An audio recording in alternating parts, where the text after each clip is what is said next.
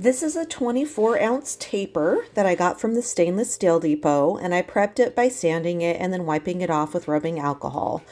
I started by placing a small dot about 1/4 of an inch below that top rim, and then I used my flexible measuring tape and starting from that dot, wrapped it all the way around the cup and then pinched it in half so I knew exactly where the halfway point would be on the other side of the cup, and used a couple of dots and marked that off as well.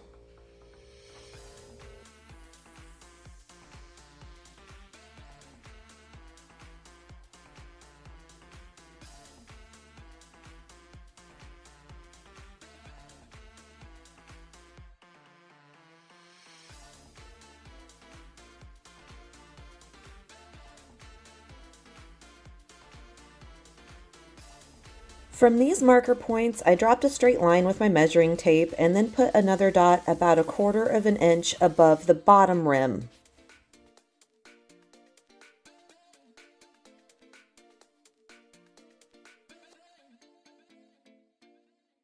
I generally like to use the 1-inch blue painter's tape to mark off my V pattern, and to me this can be the most daunting part of making the cup, as the entire design is based off of this beautiful V split, so I will sit and fuss over this until I have everything as perfectly lined up as I can get it. But I'll try to show you some key things that I keep in mind as I'm laying the tape to make sure that my points line up. So when I'm doing this, I think opposite. So when I started this one, my tape on the top was to the right hand side of the dot, and as I brought it down around the diagonal, it ended on the left hand side of the dot on the bottom. And now I'm going to do the opposite for the other side of the tape. I'm going to start by placing it on the left hand side of the dot, and as I bring it down and around the diagonal, it should end on the right hand side of the dot on the bottom.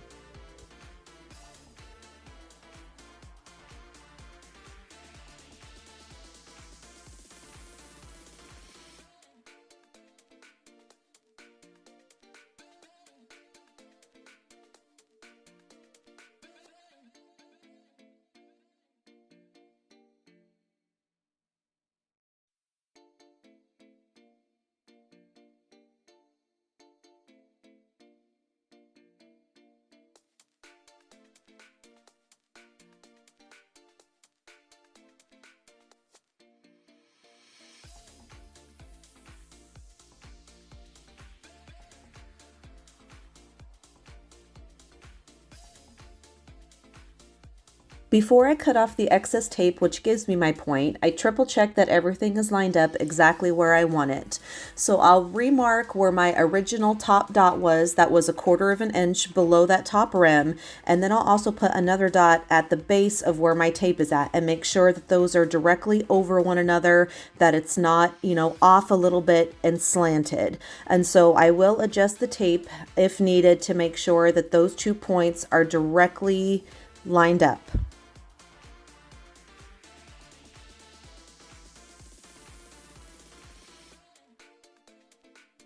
Once I'm happy with how everything looks, then I take my X-Acto knife and just trim away the excess tape.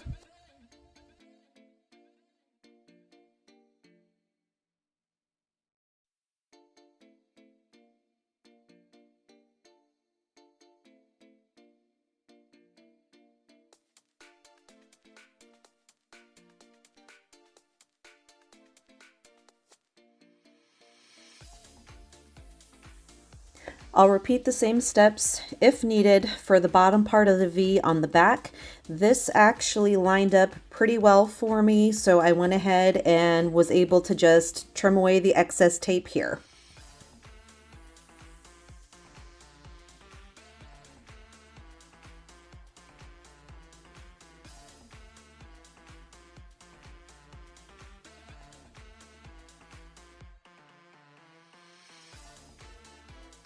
Apologies, I didn't actually film this step. It was like 20 degrees outside, but pretty simple. I just took it outside and very quickly spray painted the entire cup black. Once the paint dried, I just used some more painter's tape with some saran wrap and covered the top portion of the cup.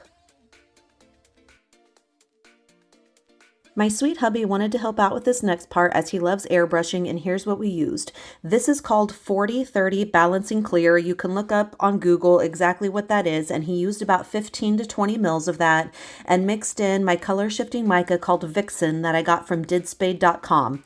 A little goes a long way with mica powders, so whatever you can pick up with the end of a popsicle stick is all you need. If needed, you can also add in a little bit of reducer, which is a type of paint thinner, which will help if you're finding that your airbrush is getting clogged. My hubby is a professional painter for a living, but I promise airbrushing is not hard. It's similar to spray painting the base color of a cup, so a few things to keep in mind. You want to use long, smooth strokes from one end of the cup to the other, slightly overlapping each pass and using thin coats to help avoid runs. In between each coat, you want to let it sit for about 5 to 10 minutes. That way it's got time to slightly dry or tack up. That will help avoid runs as well. As far as how many coats to use, that will depend on the look you're going for and how vibrant you want it. I believe for this cup, we ended up using about 4 to 5 coats. And most importantly, safety equipment. Whether you're working with epoxy, spray paint, or airbrush, you want to wear nitrile gloves, a VOC respirator, and work in a very well ventilated area. I've got the windows open in my studio. I have both of my heavy duty air purifiers going, and my husband's airbrushing booth there does have an exhaust system on it. Granted, the paint booth is not necessary, but since airbrushing is his hobby, he's got it. Here my hubby is spraying another coat. I don't know if it was the third, fourth, or fifth coat, but I just was trying to get a better angle or a different angle for you guys to see.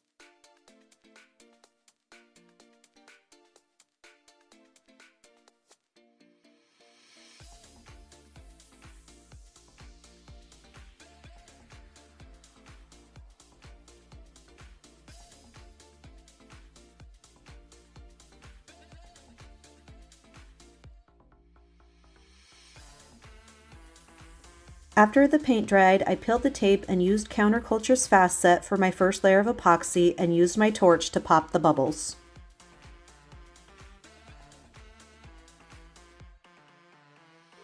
After that epoxy layer has cured, I'm going to tape off the V area again using the same painter's tape as before. I obviously want it as close as possible, but I'm not going to go all crazy meticulous like I did when I was initially taping off the cup. As far as the adhesive for the glitter that's going to go in that stainless steel area that was left unpainted, it doesn't matter. You can use epoxy, you can use Tack-It, you can use Mod Podge. I'm going to use the Elmer's glue for no other reason than I had it sitting there.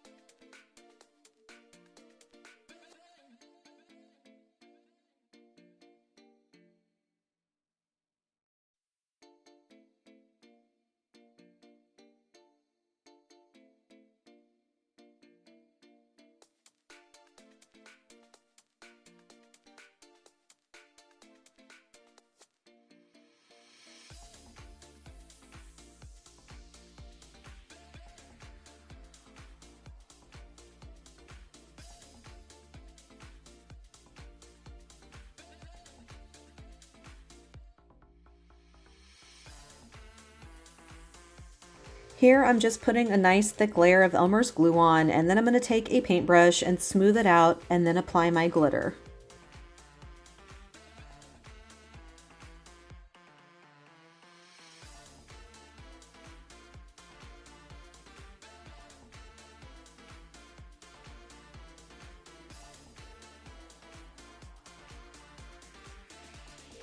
The glitter I'm using for this is called Hopes and Dreams, and it's by Sass & Crafts.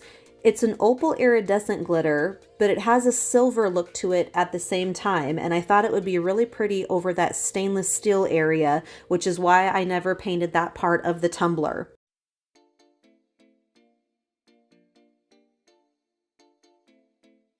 Once this is completely covered, I'm going to brush away any of the pieces that fell on my color shifted area or black area. That's not a big deal. And then I'm going to press the glitter as flat as I can. That way I don't have any pokey pieces sticking up into my epoxy. Because I put such a heavy layer of glue on there, as I was pressing it down, some of the glue started seeping through. Not a big deal as the glue dries clear, but I opted to go ahead and just throw another layer of glitter on there anyways. And then again, pressed it down so it lays flat as possible.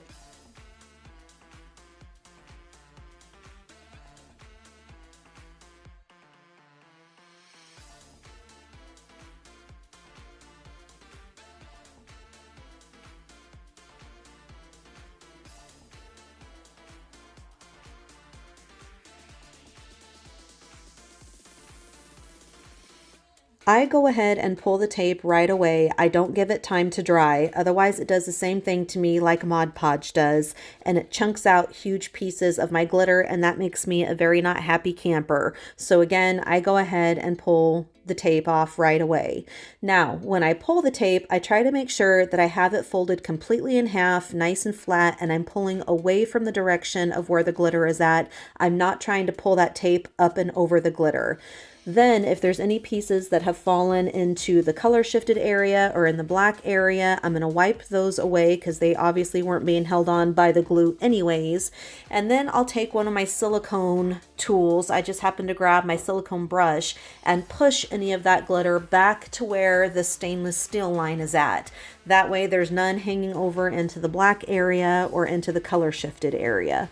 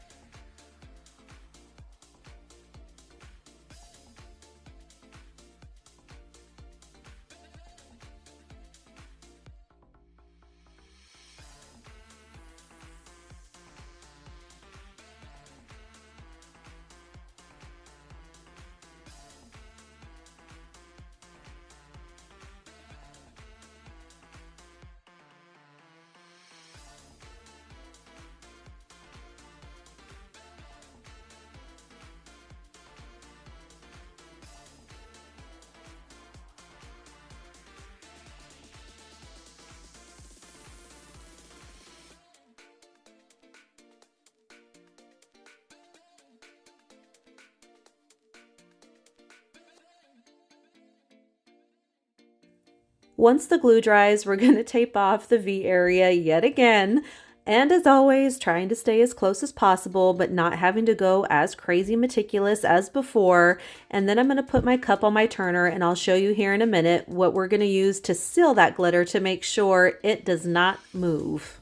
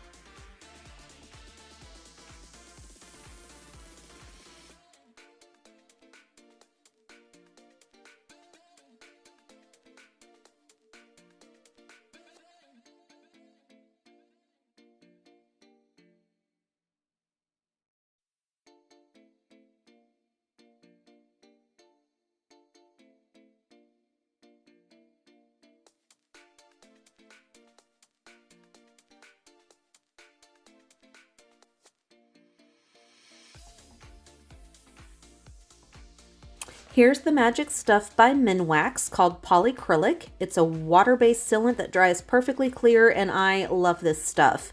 I use it to seal everything: glitter, decals, and holographic vinyl. A little goes a long way, and as you can see, I got a little heavy-handed, so some of it ran. Not a big deal. I'll clean that up here in a few minutes with a paper towel. So, just like with working with epoxy and paints, you do need to make sure that you are wearing a glove if you choose to apply this stuff by hand instead of a paintbrush, and you need to make sure that your work area is ventilated very well. The polycrylic usually takes about an hour to dry, and you'll know that it's completely dry when it's clear instead of this milky color. As far as the tape, I'll usually leave the tape on for about 20 minutes and then go ahead and pull it off. I do not let it stay on there the entire time until the polycrylic is dry. I just don't want to chance it doing to me the same thing that Mod Podge and glue does and start ripping off my glitter when I try to take the tape off if it was completely dry.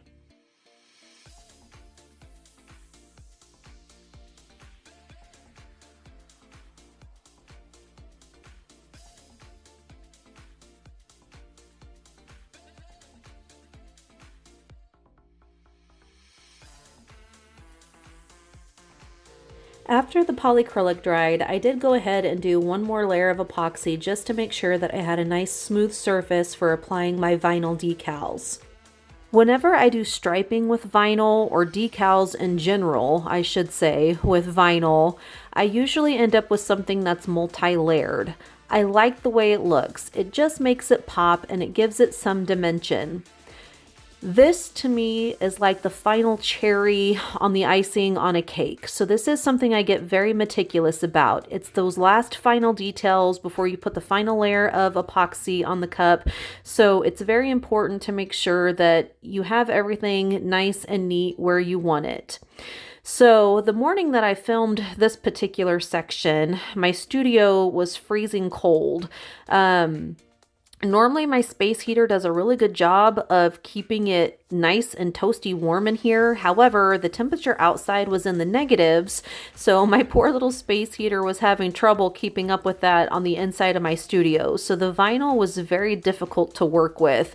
It was very stiff, it was very brittle, so there was one point you'll see here in a little bit that as I'm trying to adjust the vinyl and make sure it's exactly where I want, it actually ripped on me and I had to replace some of the striping.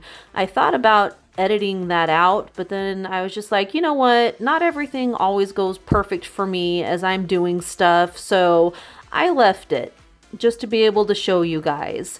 But again, you know, just like with the tape at the very beginning of the tutorial, I try to make sure that my vinyl here is nice and neat and perfect, that when I get ready to cut off any of those excess pieces of vinyl, that they're all going to line up and the top of the point is going to be the same directly over the base of the point, that it's not going to be tilted and skewed. So as far as the sizing, the width of my wider vinyl, so the white vinyl there, I have set at 0.2 inches, and I think these stripes are about 10 inches in length. That way I've got extra and can trim it down as needed. And then the holographic vinyl sitting there in front of the cup that I'll use for my smaller striping, I have set at 0.1 inches in width, and then probably about 10 inches in length as well.